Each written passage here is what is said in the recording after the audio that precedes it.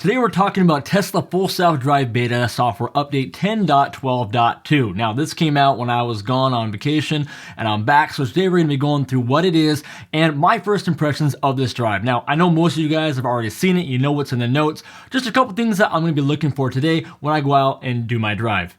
First off, there's been an upgrade to the left-hand turn decision go or no-go framework by adding more features to help with that. They've improved creeping for visibility using more accurate lane geometry and higher resolution. When the car starts creeping forward at a stop sign or some kind of a turn to get better visibility, we should see a little bit more of improvement there. One thing kind of interesting with this update is they've made it so it's going to rely less on lanes and more about just navigating what it is reading in front of it, which I think is something that has to happen as we're going to navigate construction zones, which you actually see in this drive, navigating going around cars, open doors, and things like emergency response vehicles coming in around you. That's just one more step to the car being able to read the situation and actually make a decision. There's been some improvements on the is this car actually parked decision making that the full self-drive system has to do. We've seen some issues with that over some of the previous ones, so we'll see if there's actually been some updates this time. There's one instance you guys will see today that you have to tell me what you think, but it seems like the car thought the car in front of me was parked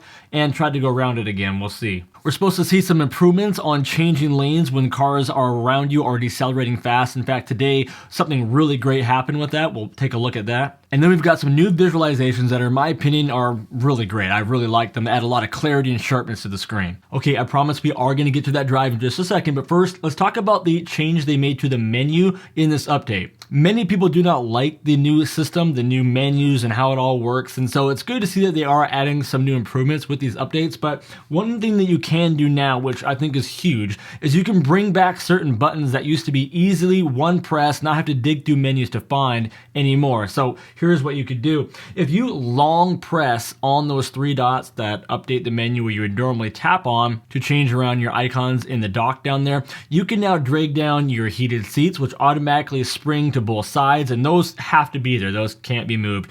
As well as you can pull down your other things like defrost and windshield wipers. They can all now come down there. So people have been tapping on it, trying to find it. You can actually press and hold, then you can adjust those ones down there in your dock. Dude, did you tell them about our new favorite feature? Oh, that's right. So cool. You can now sync your profile in your car to your phone. Now when you get in your car and it's not synced yet, or they call linked, a little thing will pop up right here on the bottom of your screen that will say to actually link it to your car itself, which is so awesome. Finally, you can get in your car and not worry about it jumping to someone else's profile and slamming you into that driver's seat. Super cool. Now this video is sponsored by Insta360, and if you're one of these creators out there that is looking to start a channel, or maybe you just want to record some awesome shots inside of your car, outside of your car, out doing some action sports, I highly recommend Insta360, and more specifically the Insta360 One RS. And everything in this video outside of my studio will be recorded on this camera in 4K, so take a good look at it,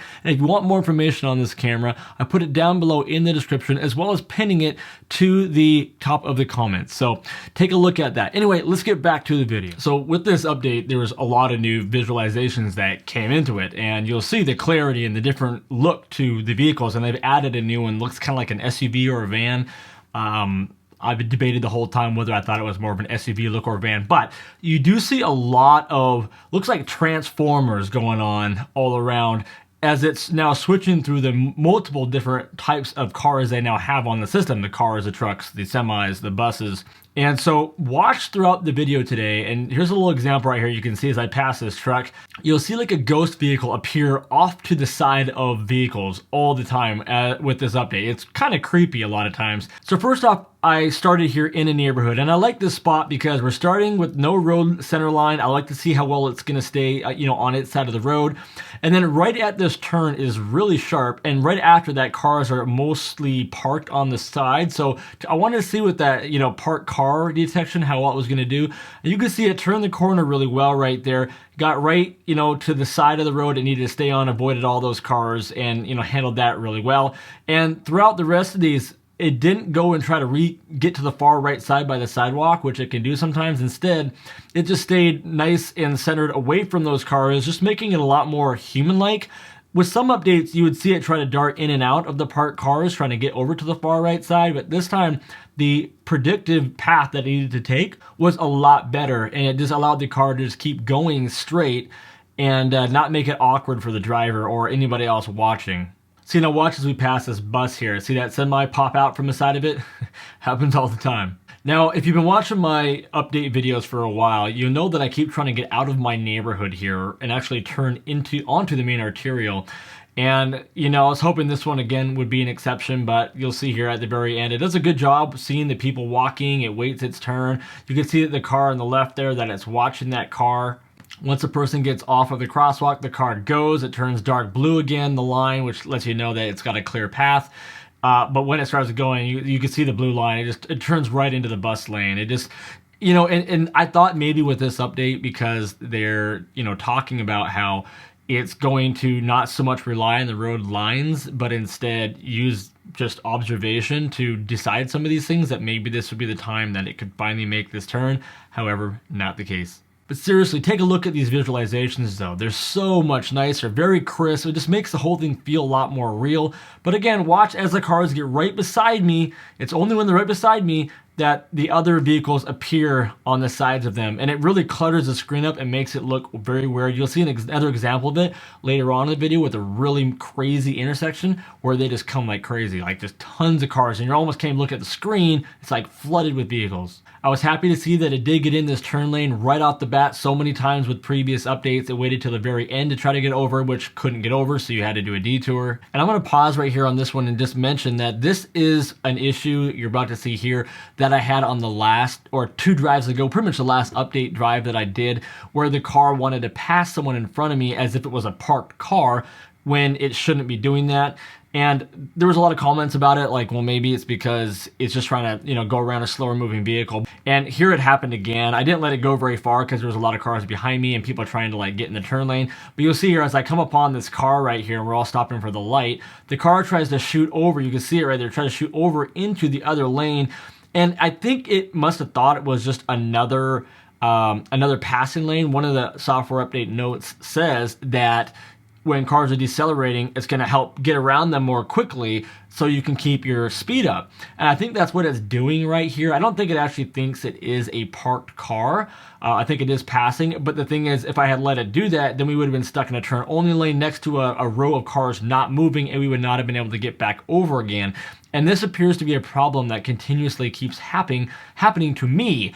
And so let me know if that is happening to you guys in that situation. You know, are you seeing an improvement here, or are you still seeing the same thing happen like you just saw happen there for me and like happened in my previous update video? Now here we're going through a construction zone, and this one's pretty cool because we have like very limited road lines. In fact, we have no lines. We have a couple dashes here and there, but the car is able to draw a line on the edge of the cones, which is what I've never seen before. Now and then you'll see that gray line appear there. You can see the red curb way over to the right, but it draws a line right there between the cones. I'll freeze it there, and it's really great. And that whole time driving through this construction zone, it was a lot smoother. So I was really happy with how that handled that. Now here's a situation where a car is merging into my lane, and the car looked like it was going to be polite and let him in, and then it just accelerated back up the speed limit, and when we got next to him, it hit the brakes really hard. I had to actually press on the accelerator there to get ahead of the car, and it's kind of interesting, you can't see it,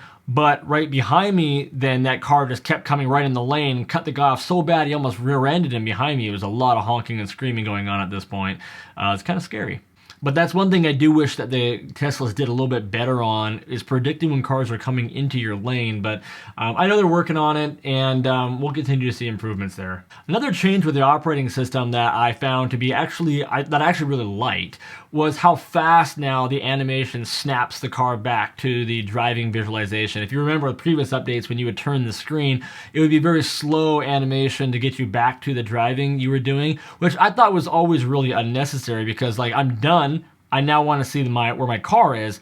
I don't need this fancy slow animation that waits a couple seconds and then, you know, kind of cinematically turns back to the direction I'm heading.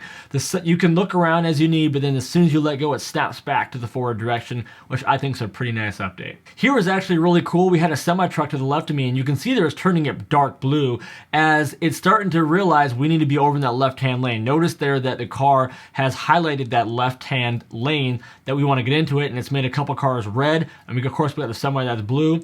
And as we get going through here, we go through an intersection. The whole time the car is being watched. It constantly stays blue, and then all of a sudden the car decides to take the turn. It accelerates up, so we went from 32 miles per hour up to 35, 36 miles per hour and make the turn in front of that semi-truck, which is really nice. And it was able to do that all within my max speed. So for this next challenge, I'm at this stoplight here, and I want to turn around the block and go back into a parking lot. So I put it right here, turn it onto autopilot, and let it do its thing. And the reason why I'm showing you this clip is because when it got over here into the turn-only lane, when it realized it was in a turn-only lane, rather than going to the very end of it and then panicking like it's done for a while, it saw very quickly, long before it got to the solid white line, and then got back out of that turn lane into the lane it needed to be in and got prepared to turn right at the next light, which it did, and completed the little challenge very well. So that is another improvement that I've seen on this update, which I was really happy to see.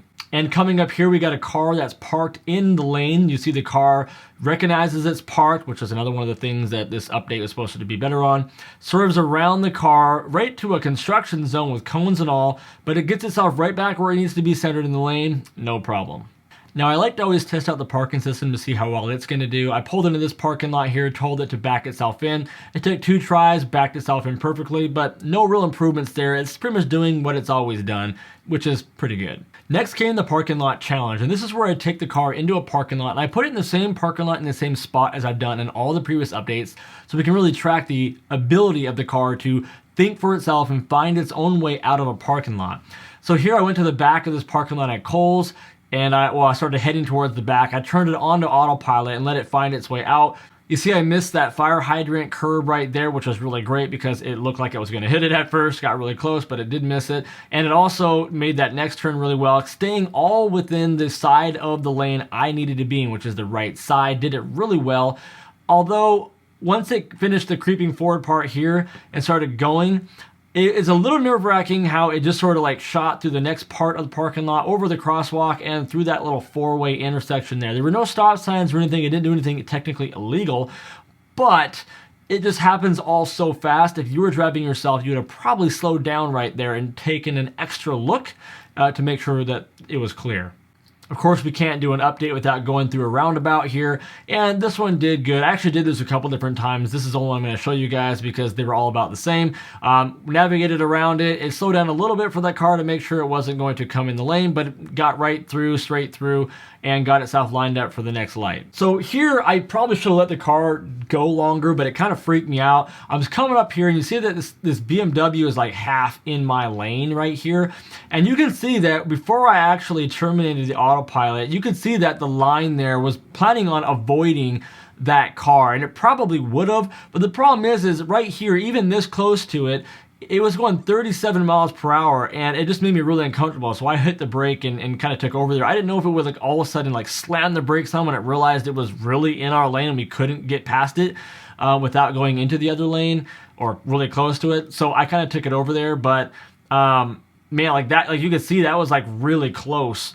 And I had to really navigate that a lot. But the car was not slowing down and really made me nervous. I would love to have seen that slow down way before, have it put out some bells or something to let me know it's got to make a lane change or something. But it was nothing, like no indicator or anything. And I just feel like it was a little bit too tight for me to risk.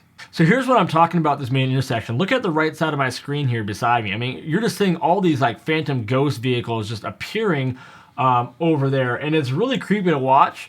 And I really hope they fix that in a future software update because it's just too much. It's just too much.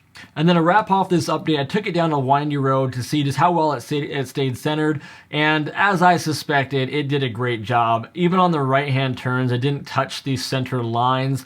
It hasn't been doing that for the last few, but this one I felt it did it better than the previous. So I was really glad to see that.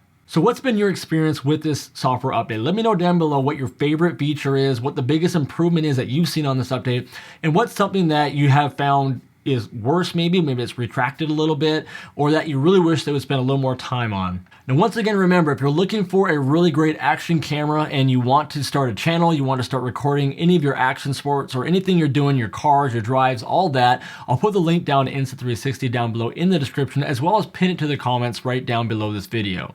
That's it for this one. Don't forget to subscribe and like the video, and I'll see you on the next one.